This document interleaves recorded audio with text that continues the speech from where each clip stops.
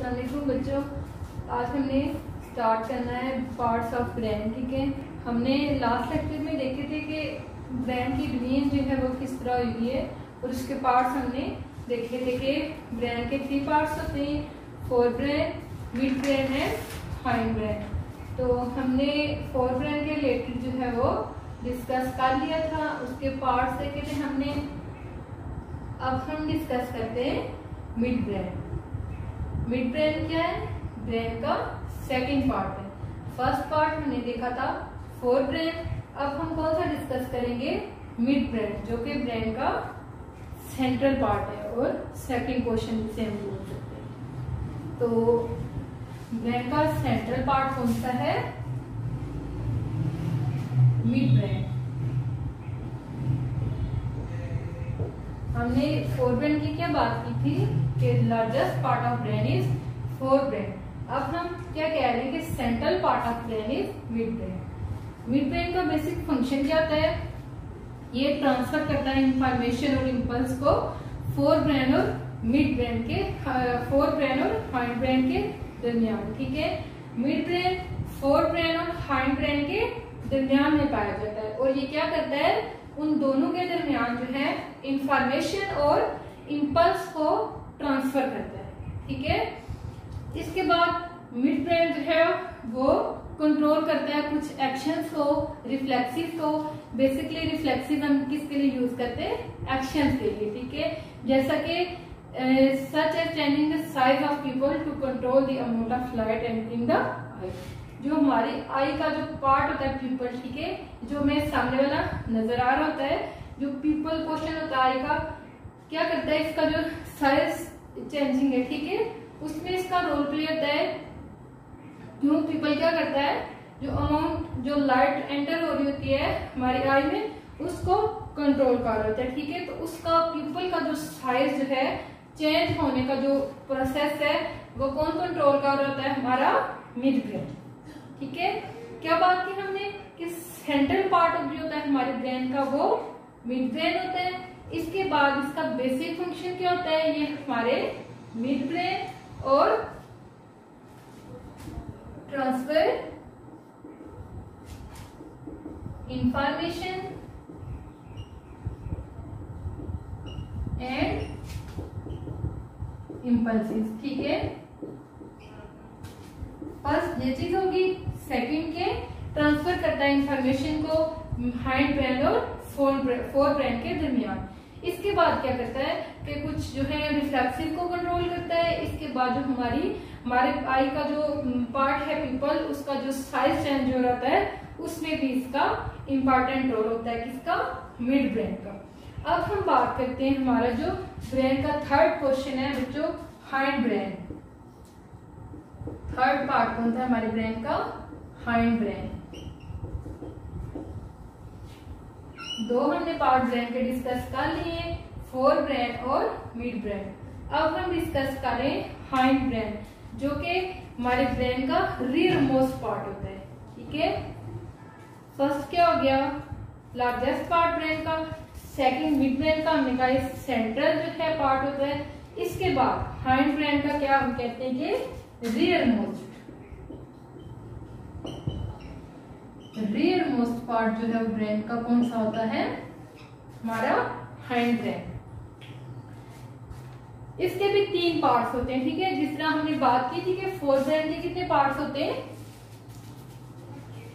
Fore brain के हमने कहा था कि 3 पार्ट्स होते हैं। कौन कौन से थे? हाइपोथैलेमस, सेरिब्रम और सेरिब्रल हेमिस्फीयर। इसी तरह हमारा जो हाइंड ब्रेन है उसके भी 3 पार्ट्स होते हैं। कौन कौन से पार्ट्स होते हैं? सेरिब्रम, पोन्स और सेरिब्रम। कौन से? सेरिब्रम, पोन्स और सेरिब्रम। अब इन तीनों के हम फंक्शन देखते हैं। Cerebrum is a part of brain that coordinate body movement. ठीक है, क्या करता है सेरिब्रम? हमारी जो ये ब्रेन का ऐसा पार्ट होता है जो हमारी बॉडी मूवमेंट में हेल्प करता है। ठीक है, हम जो हमारी बॉडी जो मूव करती है, यानी हमारा चलना, कोई एक्टिविटी परफॉर्म करना, कोई काम करना, यानी बॉडी मूवमेंट का फंक्शन कौन परफॉर्म कर रहा होता है? हमारा सेरिब्रम। इसी तरह it help to maintain body posture balance and it automatically adjust the body to move smoothly. Firstly हमने क्या देखा बच्चों कि सेरिब्रम क्या करता है? बॉडी मूवमेंट में हेल्प करता है। ठीक है, फर्स्ट फंक्शन क्या हो गया कि बॉडी मूवमेंट में हेल्प करता है ये। और सेकंड फंक्शन देखें कि हमारी जो बॉडी पोस्चर है, यानी हम कह सकते हैं कि हमारी जो बॉडी की होल पोजीशन है, पोस्चर और हम पोजीशन के लिए यूज करते हैं कि हमारी बॉडी की जो पोजीशन है उसको ऑटोमेटिकली एडजस्ट करता है स्मूथली। ठीक है, कि हमारी बॉडी जो मूव कर रही है वो स्मूथली मूव करे। उस पोजीशन को कौन एडजस्ट करता है? हमारा सेरिब्रम। ठीक है, क्या हमने बात की, सेरिब्रम जो है ये क्या करता है? क्या करता है सेरिब्रम? सॉरी, ये सेरिब्रम जो है हमने इधर लिख दिया है, सेरिब्रम एंड सेरिब्रम। ठीक है, तो सेरिब्रम का फंक्शन हमने क्या देखा? ये हमारी बॉडी की मूवमेंट करवाता है। ठीक है, यानी हम जितना भी मूव करते हैं वो सेरिब्रम फंक्शन परफॉर्म कर रहा है। इसके बाद हमारी बॉडी को एक ही जो है पोजीशन में एडजस्ट रखना और स्मूथली जो है मूव करवाना, वो किसका फंक्शन है? सेरिब्रम का। इसी तरह हम पोन्स का फंक्शन देखते हैं, जो हमारे हाइंड ब्रेन का सेकंड जो है वो पार्ट है। Pons regulate breathing and passes signal between the brain and spinal cord. ठीक है, अब पोन्स क्या करता है? ठीक है, क्या करता है? पोन्स हमारा जो ब्रीथिंग मैकेनिज्म है, ठीक है, ब्रीथिंग मैकेनिज्म कौन सा होता है? यानी रिस्पायरेशन का जो प्रोसेस होता है जिसके लिए हम जो है सांस लेते हैं, तो ये जो है कौन सा पार्ट करवा रहा है? जो हाइंड ब्रेन का सेकंड पार्ट है पोन्स। ठीक है, इसका फंक्शन क्या होता है? ब्रीथिंग मैकेनिज्म को परफॉर्म करना। इसी तरह ये सिग्नल पास करता है। फर्स्ट फंक्शन क्या हो गया इसका कि ब्रीथिंग मैकेनिज्म को परफॉर्म करता है। इसके साथ इसका दूसरा फंक्शन क्या है? सिग्नल ट्रांसफर करता है किसको? स्पाइनल कॉर्ड को। ठीक है, क्या करता है? सिग्नल ट्रांसफर करता है स्पाइनल कॉर्ड को और हमारे ब्रेन को। स्पाइनल कॉर्ड का ब्रेन। अब थर्ड पार्ट देखें इसका, मेडुला ऑब्लोंगेटा। अब मेडुला ऑब्लोंगेटा क्या करता है? मेडुला ऑब्लोंगेटा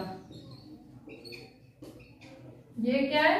हमारे हाइंड ब्रेन का थर्ड पार्ट है। Medulla oblongata connect the brain to the spinal cord. It control basic life functions such as heartbeat, vomiting, swelling and coughing.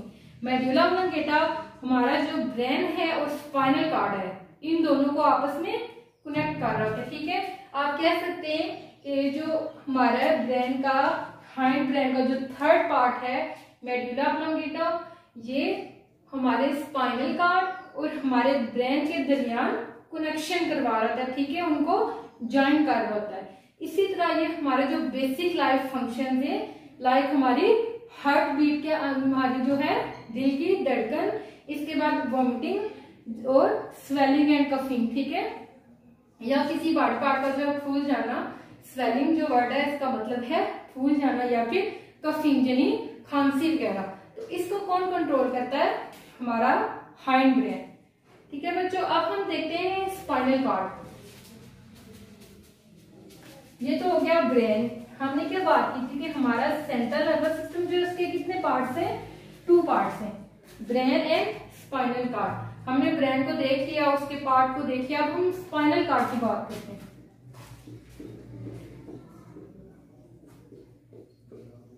Spinal cord. अब spinal cord किस पे consist कर रहा होता है?